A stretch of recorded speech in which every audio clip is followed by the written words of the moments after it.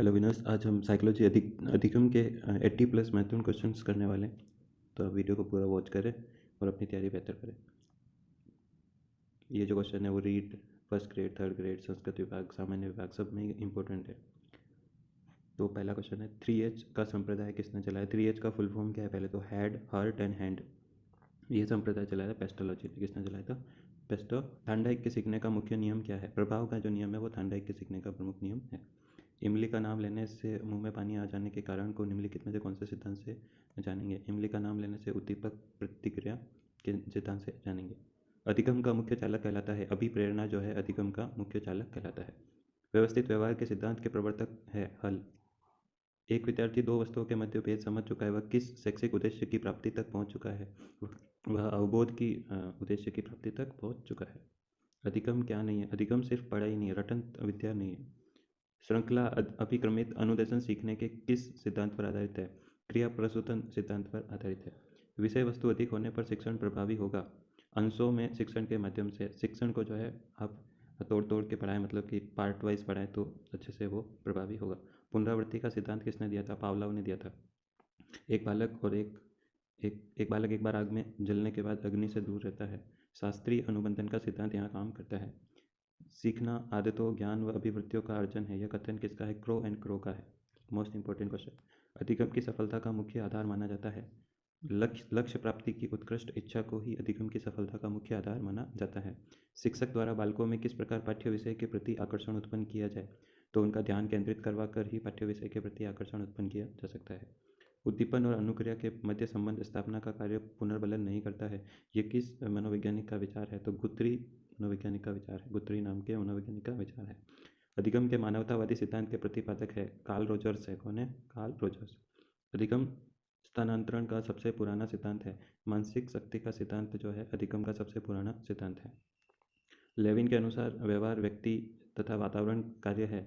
ये किसको महत्व देता है? कौन से सिद्धांत से इस बात को महत्व मिलता है? तो क्षेत्रीय सिद्धांत से इस बात को महत्व मिलता है। संप्रेषण से क्या आशय है? हमारे थॉट्स का जो आदान प्रदान करना है, यही संप्रेषण का आशय है।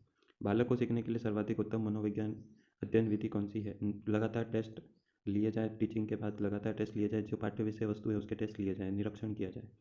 स्वामित्व अधिगम विधि का प्रतिपादन किसने किया था? ब्लूम ने किया था। किसने किया था? ब्लूम। बालक के चारित्रिक विकास के स्तर है पुरस्कार, दंड, सामाजिकता एंड मूल प्रवृत्ति। Most important question. निम्न में से अधिगम को प्रभावित करने वाला नहीं है, कारक नहीं है। अधिगम को कौन प्रभावित नहीं करता? लिंग। चाहे महिला हो पुरुष हो, अपने अपनी अभिप्रेरणा लेके आराम से अधिगम के ऊपर लक्ष्य प्राप्ति कर सकता है। शिक्षा में शिक्षण मशीनों, कंप्यूटर निर्देशित विधियों को उपयोगी बनाने हेतु किस सिद्धांत की देन है? क्रिया प्रसूतन अनुबंधन की देन है। छोटे बच्चों को खरगोश के खिलौने की चीख की आवाज़ के माध्यम से भय से संबंध किस मनोवैज्ञानिक ने स्थापित किया था? वॉटसन ने किया था। व्यवहार के कारण व्यवहार में परिवर्तन ही अधिगम है। यह कथन गिलफोर्ड का है। कौन से मनोवैज्ञानिक का है? गिलफोर्ड। जब शरीर के एक पक्ष के अंगों को दिया गया प्रशिक्षण दूसरे अंगों में चला जाता है तो इसे द्विपक्षीय अंतरण कहते हैं, बाई डायरेक्शनल कहते हैं। एक बालिका अपने माता पिता को बड़ों के चरण स्पर्श करता देखकर बड़ों के चरण स्पर्श करना सिखाती है। तो अधिगम का कौन सा सिद्धांत है? अनुकरण का सिद्धांत है। कौन सा है? अनुकरण का सिद्धांत है। शिक्षा एक त्रिमुखी प्रक्रिया है। यह कथन किसका है? जॉन डीवी का कथन है। मनोविज्ञान विश्वास करता है कि बाल बालिकाएं सर्वाधिक सीखते हैं। किससे? अभिप्रेरणा से सीखते हैं। बिनेटिका योजना विधि है। व्यक्तिगत शिक्षण जो है बिनेटिका योजना विधि है। शिक्षक बालक के व्यवहार में किस सतह परिवर्तन कर सकता है? पुरस्कार देकर, प्रशंसा कर कर, उसको थोड़ा मोटिवेटेड कर कर, भर्त्सना के द्वारा। अधिगम को अत्यंत प्रभावशाली बनाने का उत्तम तरीका क्या है? आत्मविश्वास देना बच्चों को, स्व प्रेरणा। संभावना सिद्धांत के प्रतिपादक कौन है? टालमेन जो है। तलरूप सिद्धांत के प्रतिपादक कौन है? लेविन। सीखने के लिए विषय सामग्री का स्वरूप होना चाहिए, सरल से कठिन होना चाहिए। अधिगम का सूचना प्रक्रियाकरण सिद्धांत किसने दिया? मिलर ने दिया था। अधिगम का सूचना प्रक्रियाकरण सिद्धांत। प्रशिक्षण के स्थानांतरण में समान तथ्यों के सिद्धांत के प्रतिपादक कौन है? थॉर्नडाइक है। प्रशिक्षण के स्थानांतरण में समान तथ्यों के सिद्धांत के प्रतिपादक थॉर्नडाइक है। सीखने का सूक्ष्म सिद्धांत किसने प्रतिपादित किया था? कॉलर ने किया था। मंदबुद्धि बच्चों के लिए कौन सा अधिगम सिद्धांत उपयोगी रहेगा? उद्दीपक अनुक्रिया जो है वो रहेगा। विज्ञान व गणित सीखने के लिए उपयोगी सिद्धांत कौन सा है? गेस्टाल्ट। ये क्वेश्चन पिछली बार भी पूछा हुआ था, ये इंपॉर्टेंट क्वेश्चन है। कॉलर ने निम्नलिखित में कौन सा सिद्धांत नहीं दिया? संबंधवाद का सिद्धांत जो है कॉलर ने नहीं दिया। संप्रेषण एवं सूचना प्रक्रियाकरण का सही क्रम है। सबसे पहले प्रेषक, फिर स्रोत, माध्यम, ग्राही एंड पृष्ठपोषण। मानसिक रोगियों के निदानात्मक शिक्षण में सर्वाधिक उपयोगी सिद्धांत किसने प्रतिपादित किया? स्किनर ने किया था। टाई की गांठ बांधना किसके सिद्धांत के अनुसार व्यक्ति सीखता है? कॉलर के सिद्धांत के अनुसार सीखता है। मस्तिष्क की संरचनाएं कृत्यों में विभेद का परिणाम वाला रोग है। डिसलेक्सिया नाम का रोग जो है मस्तिष्क की संरचना और कृत्यों में विभेद का परिणाम बताता है। परिवेश की वस्तु जिसे प्राणी प्राप्त करने का प्रयास करता है कही जाती है उद्दीपक कही जाती है। निम्नलिखित में से कौन से सीखने के सही उत्तर है? फैक्ट, इंफॉर्मेशन, ज्ञान, बोध और प्रज्ञान। परिपक्वता इत्यादि से व्यवहार में उत्पन्न परिवर्तन को अधिगम कहा जाता है? नहीं, परिपक्वता इत्यादि से जो व्यवहार उत्पन्न होता है उसको अधिगम नहीं कहा जाता है। अल्बर्ट बंडूरा द्वारा दिए गए अधिगम सिद्धांत को किस नाम से जाना जाता है? अवलोकनात्मक अधिगम सिद्धांत के नाम से जाना जाता है। सीखना विकास की प्रक्रिया है, यह कथन कौन से मनोवैज्ञानिक का है? वुडवर्थ का है। अंतर्दृष्टि या सूझ द्वारा सीखना सिद्धांत किसने दिया था? कॉलर ने दिया था। जब पूर्व का अधिगम नई स्थितियों में सीखने पर किसी भी प्रकार से कोई प्रभाव नहीं डालता है तो क्या कहलाता है? अधिगम का शून्य स्थानांतरण, जीरो ट्रांसफॉर्मेशन। स्किनर द्वारा प्रतिपादित अधिगम का क्या नाम है? क्रिया प्रसूत अनुबंधन। अधिगम अंतरण का थांडाइक सिद्धांत कौन सा है? अनुरूप तत्वों का सिद्धांत। समस्या के अचानक समाधान की वकालत करने वाले सिद्धांत का क्या नाम है? सूझ का सिद्धांत।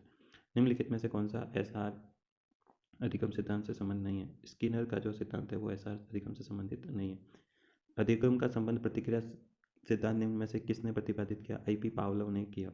ये क्वेश्चन इंपॉर्टेंट है। अगला, आप अपने जूते एक रेक पर रखते हैं, उस रेक को उस स्थान से हटा दिया जाता है, फिर भी आप अपने जूते रखने के लिए उस स्थान पर जाते हैं जहाँ पर पहले रेक रखी थी, तो ऐसा किसके कारण होता है? अनुबंधन के कारण होता है। वॉटसन के अनुसार शेषावस्था में सीखने की सीमा तीव्रता विकास की और किसी भी अवस्था की तुलना में अधिक होती है। यह कथन जो है मूल प्रवृत्तियों का दमन का निषेध दिखाता है।